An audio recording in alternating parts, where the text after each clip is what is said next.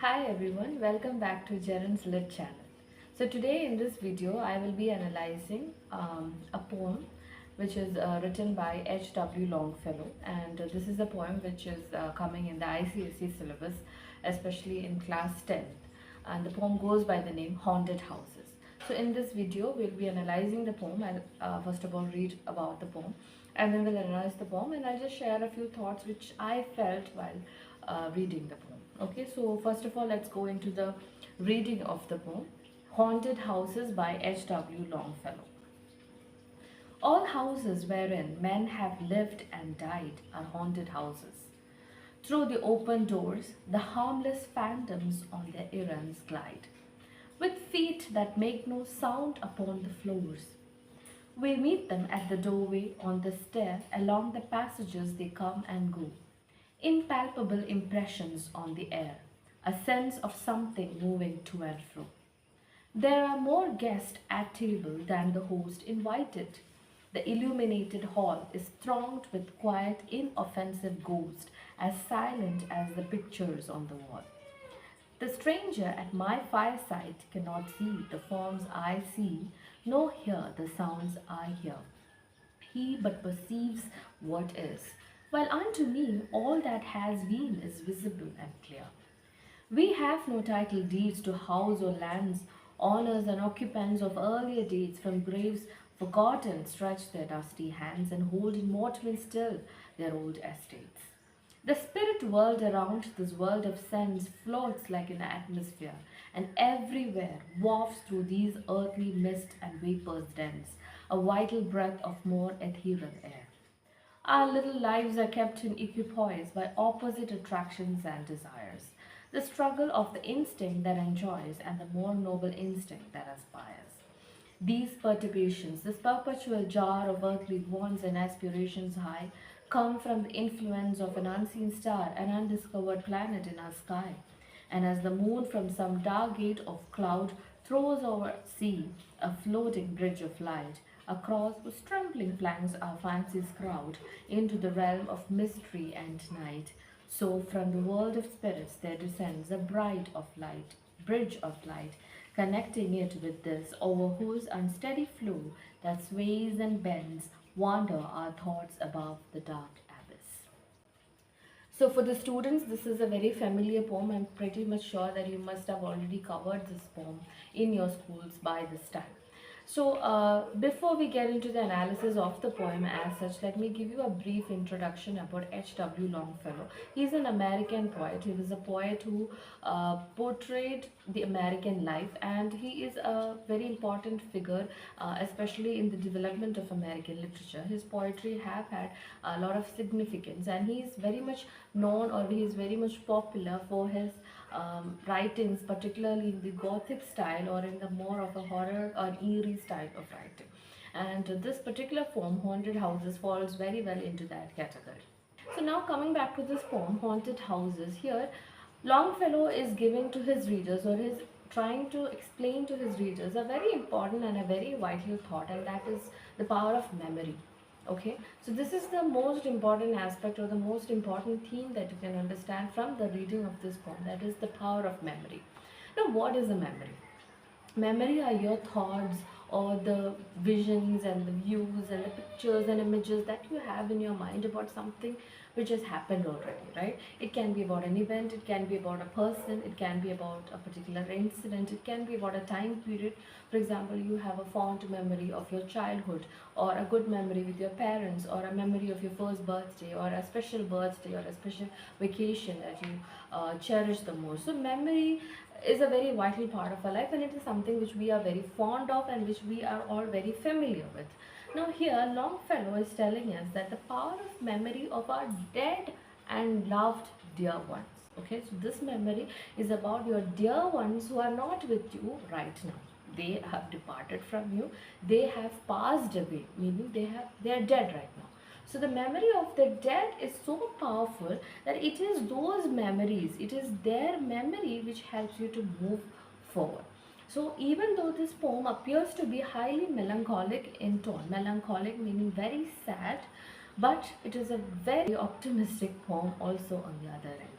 as we come to the end of the poem, we see how the poet wants to tell us that how effective is the memory of the people around us, the memory of our dear departed ones, which actually gives us, a focus on to what is our aspiration, what is our inspiration for life, what is the next goal in our life.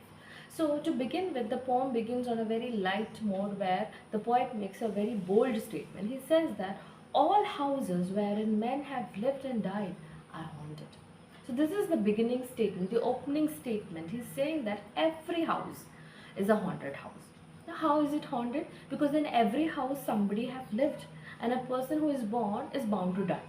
So death has occurred inevitably in every house. Now for the viewers who are seeing this video, you must agree with me that in your house also death has happened, right? Death does not refer here, or ghost is often associated with, uh, abnormal deaths. That is where we often associate ghosts. But here the poet is not making such stereotypical terms. He's not, he's not trying to say that ghosts appear because of, of an abnormal death. But here he's trying to state the ghost, the appearance of ghosts, or the existence of ghosts as a very normal phenomena. So he begins by stating that every house is a haunted house. So ghosts are not something which we are unknown about. And then he moves on and tells us about what does the ghost do all the time. Now these ghosts, they're present in every house. So they're right now they're with us. They're here. Now what are they doing? They are doing what they always used to do. They are running on their errands. They are doing their little chores at home, whatever activities they used to do. Maybe it was gardening, maybe at this time of the time they would be cooking right now, maybe they would be tending to their pets or going out for a walk. But whatever they used to do at this particular time when they were alive, they are just keep on doing that. So the ghost or our dear ones who have passed away, they're not actually gone. Physically, yes, they're not present there, they're not in the human form, but the poet strongly believes that in the form of spirit, in the form of ghost, they are with us and they are very well going on with their life, doing all their daily chores and activities. Now, at this point, the poet gives us a little bit of a hint as to how can we feel them. The poet tells us that you can feel them sometimes in your house. It's sort of like a sudden gush of the wind, a slight movement, or maybe some kind of a presence that you feel inside the room, which is, unexplainable to anybody else. So the poet says that we can feel them. Where can we feel them? We meet them at the doorway, on the stair, along the passages. They come and go, impalpable impressions on the air. So the impressions that they make, it is impalpable. It is not something which we can comprehend with our senses. It is made in the air and it vanishes. Like we say, vanished into thin air, just like that. The ghost, they are very much present with us. You might meet them at the doorway, at the passage, at the stair, but their impressions are so impalpable that you do not see them.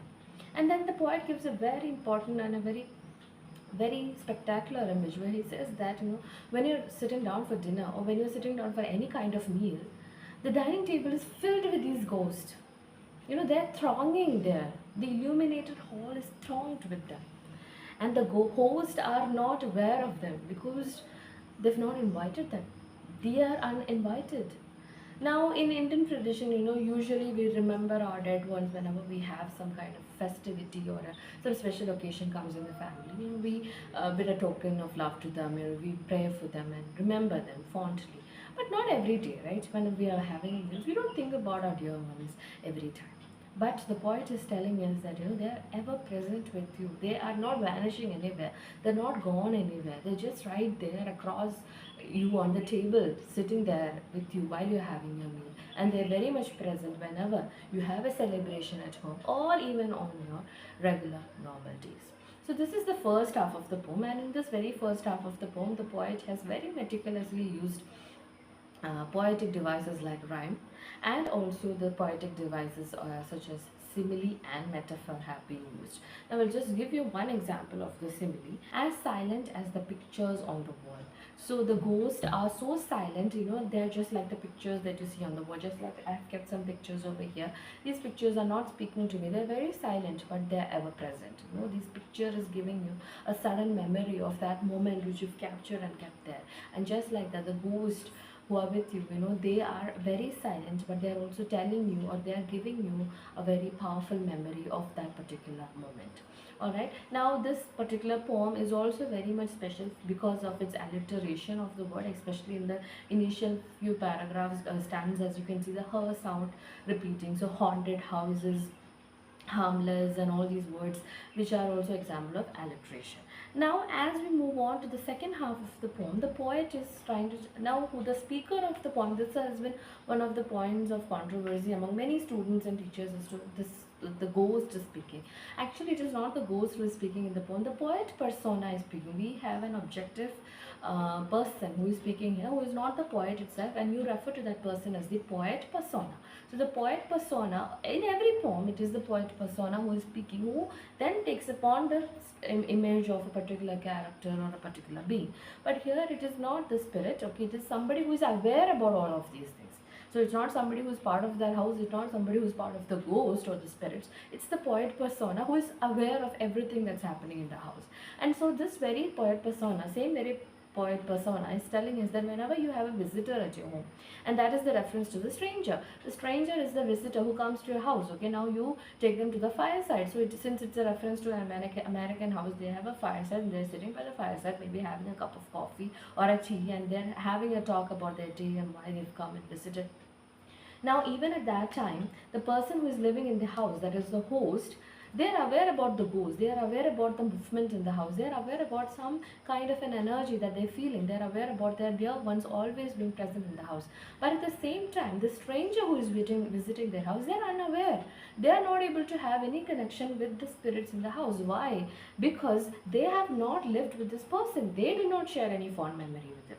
Right? Now I'll give you an example. Like for example, one of your parents passed away. Now you have very deep connection with your parents, that you cherish them all the time, that even in your house you feel that they're ever present with you. But at the same time, a dear friend of yours comes by or a relative comes by, they may not feel the same way inside the house that you feel. They may not feel the presence of your parent or that spirit or that energy as much as you do.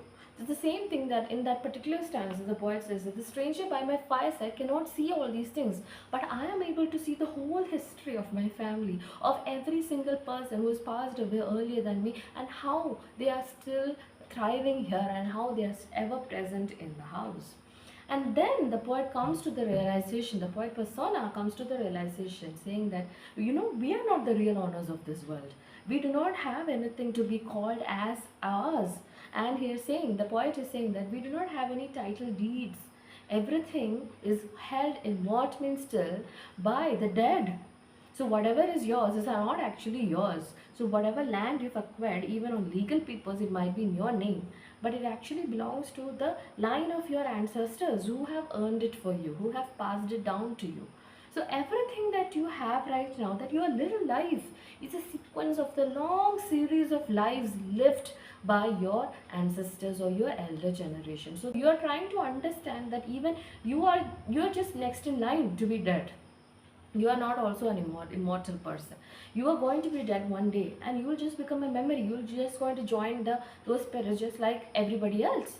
And that is also one awareness that the poet has. Now coming to the last portion of the poem, which is the last three stanzas, where the poet it gives us an example of the figure of the earth, and he says that just how earth is covered by atmosphere, so is our lives. The real world is covered by the spirit world. So just like atmosphere covering the earth is the spirit world covering the real world. Now what does this mean? This means particularly that everything that is happening in our real world is an inspiration of the spirit world. The spirits are constantly in dialogue and in conversation with us. They are the ones who are a source of our imagination, a source of our thought, a source of our aspiration, our ambition, our desire. All of this comes from our link or our connection with our ancestors or with the spirits around us. And then the poet gives us two images. He says that in a person's life, there's always a tug of war between two things. One is desire and the other is ambition. Desire is like very instinctive. It is something which you want to do at that moment, whereas ambition is described as a noble feeling. It is highly focused. You have to do some efforts. It takes some time, and it pays off. You get a good result out of it. So every single day you are at a tug of war between, do you want to go after your desire, that is the impulsive thing, or do you want to go after your noble feeling of ambition and aspiration that you want. So this very tug of war which we all face is also a result of the influence of the spirit world around us. So this, and on that particular note, the poem comes to an end, where the poet is trying to tell us that just like that, just like how the spirit world, constantly exerts an influence upon us, just like that, our imagination and whatever we want to do in our life is also influenced by these activities of the spirits. So finally the poem comes on to the note that, so from the world of spirits there descends a bridge of light connecting it with this, or whose in steady flow that sways and bends wander our thoughts above the dark abyss. So the dark abyss is a reference to the deep grief. And so the poet is saying that just like how imagination is able to give birth to creativity, like that the memories of our dear departed ones is going to keep us safe and is going to keep us sane from falling into the deep grief or the dark abyss of grief. So the poet is telling us that it is only the power of memory, the memory of our dear and loved ones, of the dead departed one, is going to keep us alive for our lives coming in the future. So this was a video explanation about the poem. I hope you liked it. I just went through the main summary and some of the devices used in the poem. So we'll catch you later with more explanations and more videos. Thank you.